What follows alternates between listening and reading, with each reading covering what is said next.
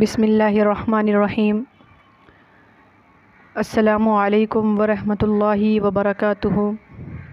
یہ مختصر القدوری کا 23واں سبق ہے۔ اس سبق میں ہم جماعت کے متعلق احکام اور مسائل پڑھیں گے۔ تو پہلے اس سبق کی عبارت دیکھ لے، اس کے بعد ہم پھر ترجمہ اور تشریح وغیرہ کریں گے۔ تو کہہ رہے ہیں باب الجماعتی والجماعت سنۃ مؤکدۃ وأولى الناس بالإمامة أعلمهم بالسنة فإن تساووا فأقرأهم فإن تساووا فأوراهم فإن تساووا فأسنهم ويكره تقديم العبد والعربي والفاسق والأعمى وولد الزنا فإن تقدموا جاز وينبغي للإمام ألا يطول بهم الصلاة۔ اس سے پہلے نماز کا مکمل طریقہ بیان کیا گیا۔ اب یہ نماز جو باجماعت ہوئی ہے، جماعت کے ساتھ اس کا حکم اور اس کے مسائل بیان کر رہے ہیں۔ سب سے پہلے جماعت کا حکم بیان کیا ہے۔ جماعت یہ سنت مؤکدہ ہے۔ جماعت کے تاکید کے بارے میں بہت ساری احادیث مروی ہے، اور جماعت چھوڑنے سے متعلق احادیث میں وعیدیں بھی بہت زیادہ آئی ہے۔ اس لیے بعض ائمہ جیسے امام احمد بن حنبل رحمہ اللہ تعالی، ان حضرات کے نزدیک جماعت یہ فرض قرار دیا گیا ہے، یعنی جماعت یہ پڑھنا ضروری ہے۔ اور جو احناف ہے ان کے نزدیک جماعت فرض تو نہیں ہے لیکن یہ واجب ہے۔ اکثر علماء جو احناف کے ہیں ان کے نزدیک جماعت واجب ہے، اور کچھ علماء ان کو واجب تو نہیں کہتے لیکن سنت مؤکدہ کہتے ہیں۔ مؤکدہ سے مراد جس کی بہت زیادہ تاکید ہو، یہ بھی واجب کے قریب ہی ہوتی ہے، تقریباً واجب ہی ہوتی ہے۔ تو جماعت سے نماز پڑھنا یہ سنت مؤکدہ ہے۔ آگے کہہ رہے ہیں وَأَوْلَى النَّاسُ بِالْإِمَامَةِ أَعْلَمُهُ بِالسُّنَّةِ فَإِن تَسَاوُوا فَأَقْرَؤُهُمْ، اور لوگوں میں سب سے افضل امامت کے لیے وہ شخص ہے جو جماعت والوں میں سب سے زیادہ علم کو جاننے والا ہو۔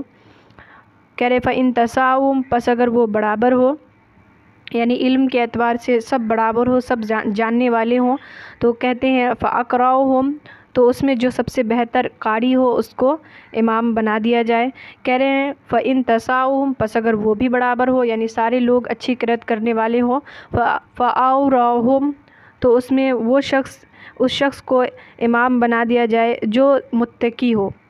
کہتے ہیں فَإِن تَسَاوُوا، پس اگر وہ بھی برابر ہو یعنی سب لوگ متقی ہے، فَأَسَنُّهُمْ، تو اس میں اس شخص کو امام بنا دیا جائے جو اس کا مستحق ہے، یعنی عمر دراز، جو اس کا مستحق ہے یعنی جو عمر دراز ہے تو اس کو امام بنا دیا جائے۔ تو یہاں پر امام کے بنانے کی بات ہوئی۔ سب سے پہلے کہا گیا کہ امام اس شخص کو بنایا جائے جو علم سنت کو جاننے والا ہو، لیکن اگر کہا کہ اگر جو سنت کو جاننے والے تمام لوگ برابر ہے، تمام لوگ سنتوں کو جاننے والے ہیں، تو پھر کہا گیا کہ جو اچھا قرأت کرتا ہے، اچھی قاری ہے، اس کو امام بنا دیا جائے۔ لیکن اگر اچھے قاری بھی تمام لوگ اچھے قاری ہے، اچھی قرأت کرتے ہیں، تو پھر اس وقت کیا کرنا ہے؟ تو پھر اس وقت کہا گیا کہ اس کو بنایا جائے امام جو اچھا متقی ہو، اللہ کے راستے پر چلنے والا ہو۔ تو پھر کہا کہ اگر وہ بھی برابر ہو یعنی تمام لوگ بہتر ہیں، اللہ کے راستے پر چلتے ہیں، تو پھر کہا کہ ایسے شخص کو بنا دیا جائے امام جو اس کا امام بننے کا مستحق ہو، یعنی جو عمر میں سب سے بڑا ہو، تو ایسے شخص کو امام بنا دیا جائے۔ پھر آگے کہتے ہیں وَيُكْرَهُ تَقْدِيمُ الْعَبْدِ وَالْعَرَبِ وَالْفَاسِقِ وَالْأَعْمَى وَالْوَلَدُ الزِّنَاءِ، اور مکروہ ہے غلام، غوار، فاسق، نابینا اور ولد زنا کو آگے بڑھانا، یعنی ایسے لوگوں کو امام بنانا یہ مکروہ ہے۔ نہ ہی غلام کو امام بنانا ہے، نہ ہی جو گوار ہے یعنی جس کو علم نہیں ہے ان کو بھی امام بنانا یہ مکروہ ہے۔ فاسق کو بھی امام بنانا مکروہ ہے، اور نابینا شخص کوئی ہے تو اس کو بھی امام بنانا یہ مکروہ ہے، اور ولد زنا جو ہے اس کو بھی امام بنانا یہ مکروہ ہے۔ کہ ایسے لوگوں کے بارے میں بتایا گیا کہ جن کو امام بنانا مکروہ ہے، تو ان کو بتا دیا گیا کہ غلام ہے، گوار کوئی آدمی ہے، فاسق ہے، نابینا ہے اور ولد زنا ہے، تو ان تمام لوگوں کو امام بنانا، آگے بڑھانا یہ مکروہ ہے۔ پھر آگے کہہ رہے فَإِن تُقَدِّمُوا جَازَ وَيَنبَغِي لِلْإِمَامُ کہ پس اگر وہ آگے بڑھ جائے تو جائز ہے اور امام کے لیے مناسب ہے کہ مقتدی کے ساتھ نماز کو لمبی نہ کریں۔ یعنی یہ لوگ اگر خود سے آگے بڑھ جائے امامت کے لیے تو پھر جائز ہے، پڑھ سکتے ہیں نماز۔ اور آگے کہہ رہے ہیں کہ امام کے لیے مناسب ہے کہ نماز کو لمبی نہ کرے، یعنی نماز میں اتنی لمبی صورتیں نہ پڑھے کہ نماز بہت ہی زیادہ لمبی ہو جائے، بلکہ چھوٹی چھوٹی صورتیں ہی نماز کے اندر ادا کرے۔ تو چلیے اب آگے چلتے ہیں۔ اب آگے کہہ رہے ہیں وَيُكْرَهُ لِلنِّسَاءِ أَن يُصَلِّينَ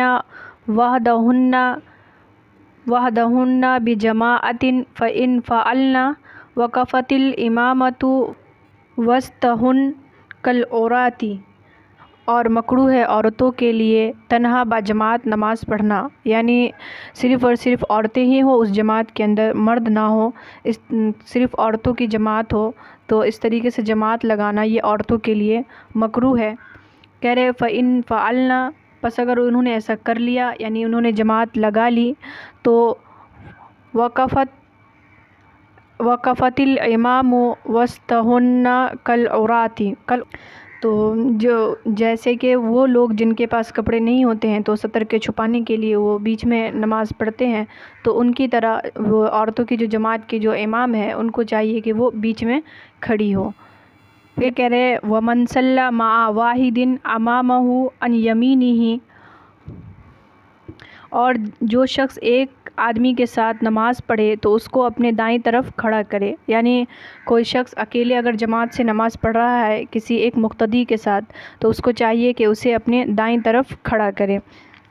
وَإِنْ كَانَ اثْنَيْنِ تَقَدَّمُوهُمَا وَلَا يَجُوزُ لِلرِّجَالِ أَن يَقْتَدُوا بِامْرَأَةٍ أَوْ صَبِيٍّ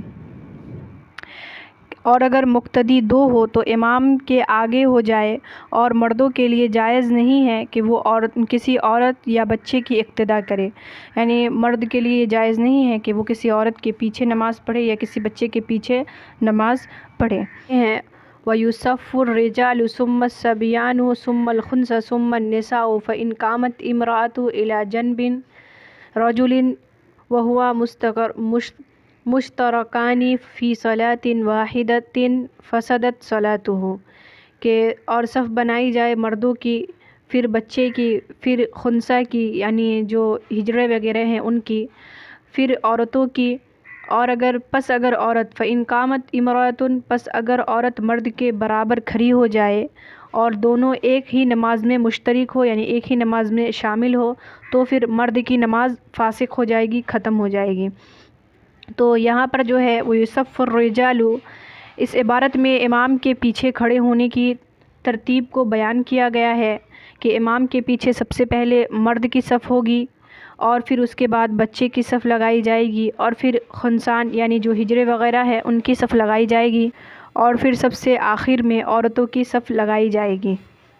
یعنی اگر کسی نماز میں یہ تمام لوگ اگر شامل ہے تو اس میں صف کس طریقے سے لگائی جائے گی اس کی ترکیب بتائی گئی، تو اس طریقے سے نماز کی صف لگانی ہے۔ اگر بہت سارے لوگ اگر جمع ہو، عورتیں بھی ہو، مرد بھی ہو، خنسان یعنی کنر وغیرہ ہجرہ وغیرہ جو ہے وہ بھی ہو، اور عورتیں بھی ہو، تو پھر اس کی جماعت جو ہے اس طریقے سے اسی ترتیب پر لگانی ہے۔